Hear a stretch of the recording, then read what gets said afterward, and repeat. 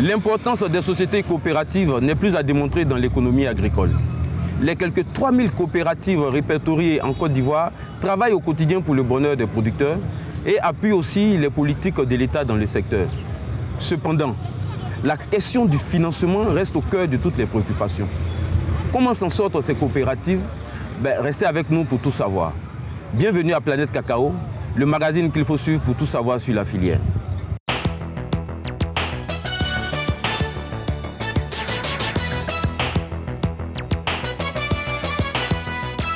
Agboville, aussi appelé Agnébi, chef-lieu de sous-préfecture et des départements de l'Agnébi-Tiassa, ainsi que de la région de l'Agnébi-Tiassa, est une ville située au sud de la Côte d'Ivoire, avec une superficie de 870 km² et une population de 95 093 habitants. Selon le recensement de 2014, c'est une localité principalement peuplée par les Abè, même si c'est une des rares villes créées par les colons. Aujourd'hui, ville fortement cosmopolite, Agboville peut compter sur ses ressources agricoles pour amorcer son développement.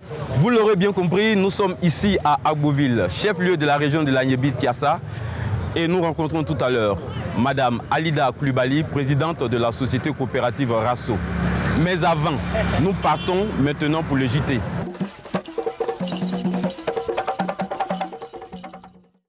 Fermine Innovation Programme est une initiative entre le groupe industriel marocain OCP, Office chérifien du phosphate, et le gouvernement de Côte d'Ivoire visant à accompagner les jeunes engagés dans l'innovation.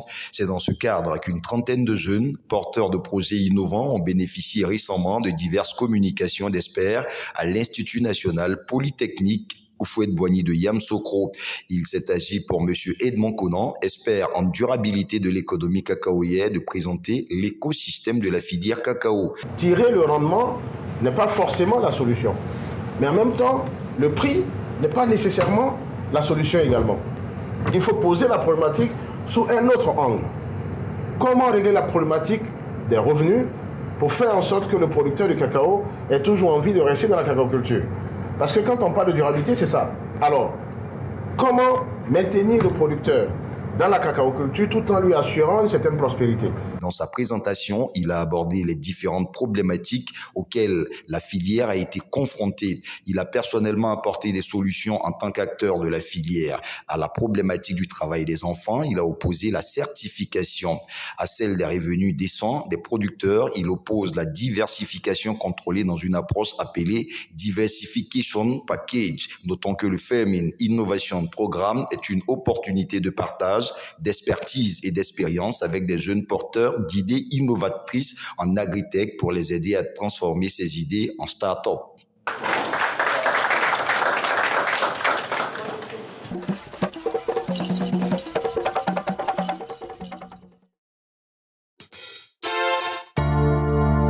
Aujourd'hui, notre ami du producteur est M. Benjamin Sao. C'est un bon directeur d'école, disponible avec le sens des responsabilités, de l'amour de son travail. Il a décidé d'entretenir une association de femmes productrices de cacao sur le suivi des études de leurs enfants. Les enfants que vous avez là, vous devez tout faire pour être en contact avec leurs enseignants. Après le travail, ou même pendant le travail, vous pouvez appeler les enseignants de vos enfants pour voir l'évolution de leur travail. Mais quand l'enfant n'est pas suivi, c'est pas bon. C'est pas du tout bon. Je vous exhorte donc à aider vos enfants dans leur cursus scolaire. Merci. Merci, monsieur. Donc si vous avez des questions à poser. Par exemple, l'enfant néglige l'école. Oui. Quel conseil on doit lui donner? L'enfant qui néglige l'école, c'est parce qu'il ne trouve pas quelque chose de nécessaire à l'école qu'il néglige. C'est nous, nos fautes en tant que parents, parce qu'on ne lui montre pas ce qui est bon à l'école. Quand l'enfant va savoir que le parent lui montre ce qui est bon, il ne va pas négliger. Et qu'est-ce qui est bon à l'école? Tu dis à l'enfant que par l'école, tu vas réussir. Il faut chaque fois lui répéter ça. Par l'école, tu vas réussir. Et tu lui donnes des exemples. Des personnes qui sont parties de rien et qui ont réussi à travers l'école. Merci pour le conseil donné. Nous sommes sur le plateau maintenant de l'invité du magazine. Nous sommes avec Madame la présidente de la société coopérative Rasso.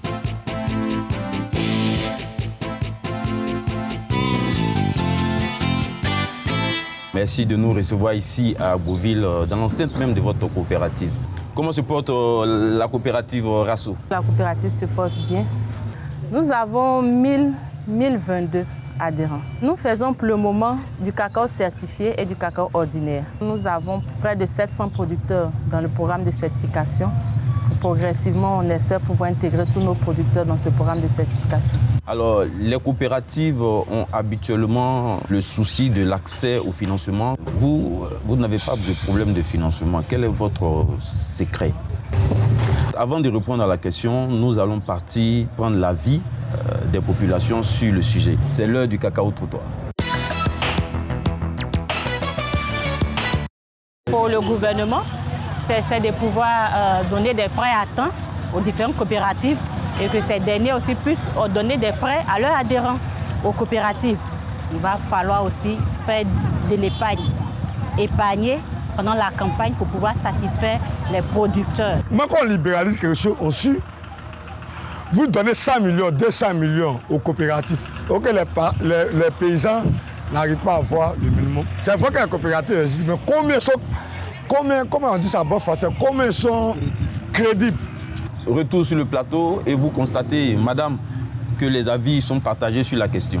Notre modèle de financement, vraiment c'est un modèle, je peux dire peut-être aussi un peu particulier et qui me semble qu'il faut partager en termes d'expérience. Il faut dire que depuis que nous sommes créés, nous avons la chance d'être accompagnés par des ONG. Donc dans un premier temps, nous avons fait un travail très important sur la comptabilité. Et donc, quand cette comptabilité a été bien renforcée, nous avons monté un business plan. Ce partenaire-là, il a pris ce business plan qu'il est allé présenter maintenant à une banque en Europe. C'est fort de cela que la banque a accepté de nous financer. Mais la seule chose, c'était l'assurance des rapports techniques, des travaux techniques qui étaient derrière. On peut dire, en gros, quand on est une coopérative, une société coopérative, on peut avoir du financement. C'est ça. Il faut se professionnaliser pour pouvoir prétendre à un financement. Aujourd'hui, la professionnalisation n'est plus une question de choix. C'est une obligation. Avec tous les courants qui se passent, tous les changements qui se passent, qui s'opèrent, si tu n'es pas professionnel, tu vas mourir de toi-même. J'ai envie de dire, comment est-ce qu'on se professionnalise? Oui, la professionnalisation, c'est d'abord des appuis, mais c'est aussi une volonté.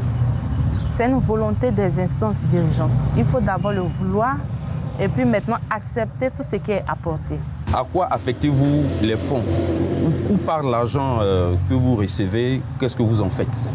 En début de campagne, le cacao n'est pas encore prêt quand les parents ont besoin d'argent pour scolariser les enfants. Donc cet argent nous permet d'aider les parents à scolariser les enfants, de sorte que quand le cacao vient, on puisse récupérer. C'est ça. Cet argent aussi nous permet de faire quoi? Quand le cacao vient en dépôt-vente jusqu'au magasin, de leur donner une petite avance, le temps d'aller vendre le cacao et de venir régler les parents. Cet argent nous permet de réduire les délais d'attente, les délais de règlement.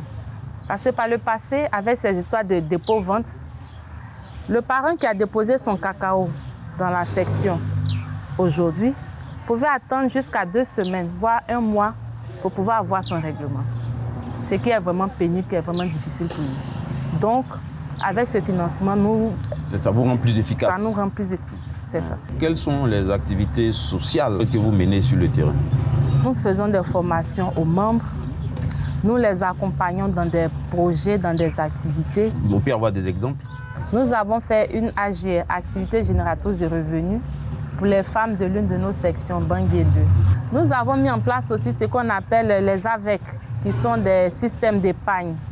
On dit Association villageoise d'épargne et de crédit, où ils mettent une microfinance en place qui est gérée par eux-mêmes. Ils essaient de s'autofinancer avec. Nous avons construit une usine d'Atiké pour les femmes, pour un groupement de femmes. On les a aidés à mettre en place une parcelle. Nous leur fournissons aussi du matériel végétal, c'est-à-dire les boutures de manioc, les rejets de bananes, les arbres forestiers et tout ça. Vous faites de la diversification. De la diversification. C'est ça. Alors c'est vraiment émouvant tout ce que vous avez dit. On va faire une pause et puis on revient après ça.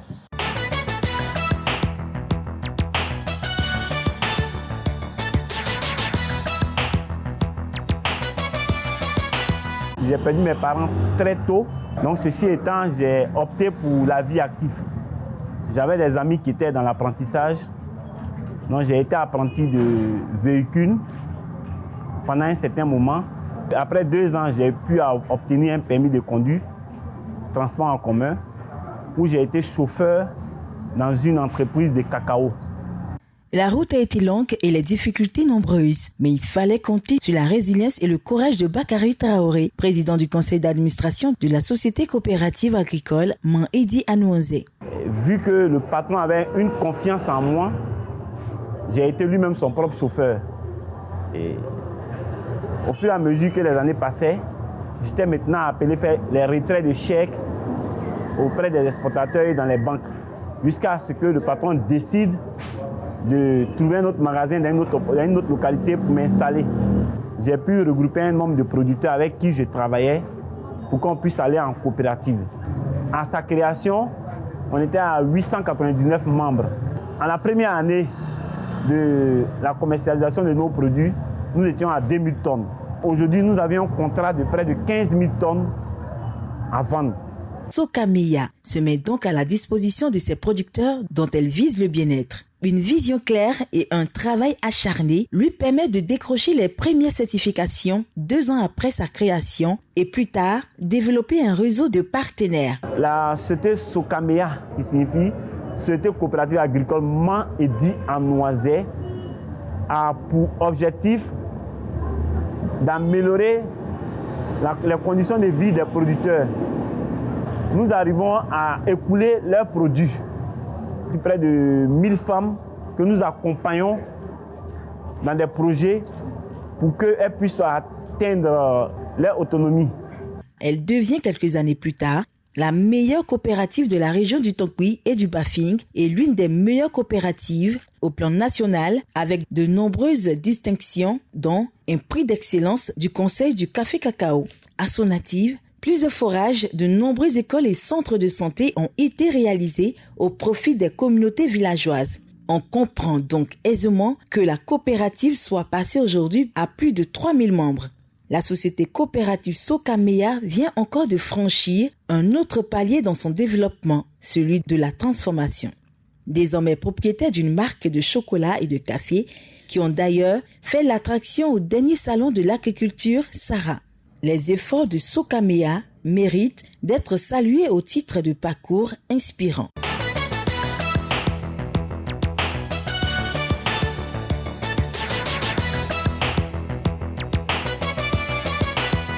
Votre coopérative est vraiment un exemple dans le milieu.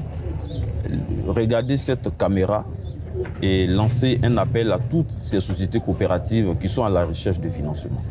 Ce que je pourrais dire, c'est qu'il n'y a pas de secret. Il n'y a pas de secret. Pour prétendre à un financement, il faut être très organisé. Il faut vraiment être organisé. Pourquoi je le dis? J'ai parlé d'abord de comptabilité. Il faut mettre une comptabilité en place. Et une fois que la comptabilité est mise en place, je pense que les structures techniques, les partenaires techniques pourraient maintenant développer ce modèle d'accompagnement technique dont j'ai parlé et aider les coopératives à se proposer pour un financement, à vraiment présenter un business plan pour un financement. Quand je parle de mettre en place une comptabilité, c'est aussi d'observer des règles de bonne gouvernance. La comptabilité, ça va avec ça. Chers collègues, quand on va à Abidjan pour retirer les chèques avec les exportateurs, venons remettre ces chèques-là au comptable pour qu'il l'enregistre dans le compte de la coopérative. Venons déposer cet argent dans le compte de la coopérative. Quand le comptable a besoin des relevés bancaires pour faire ses rapprochements, n'hésitons pas à lui donner ces relevés bancaires. Il ne faut pas qu'il y ait de cachotterie entre le PCA ou bien les responsables de la coopérative et le comptable.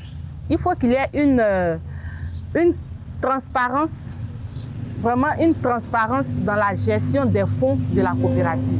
Je pense que c'est la clé, c'est ce qui permettra au comptable de pouvoir faire son travail aisément et de vous garantir un financement.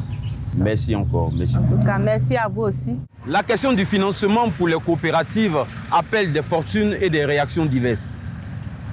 Nous disons que la bonne gouvernance doit être aussi la chose la mieux partagée. Planète Cacao pour aujourd'hui, c'est terminé. N'oubliez surtout pas, gardons la passion du cacao, c'est notre richesse.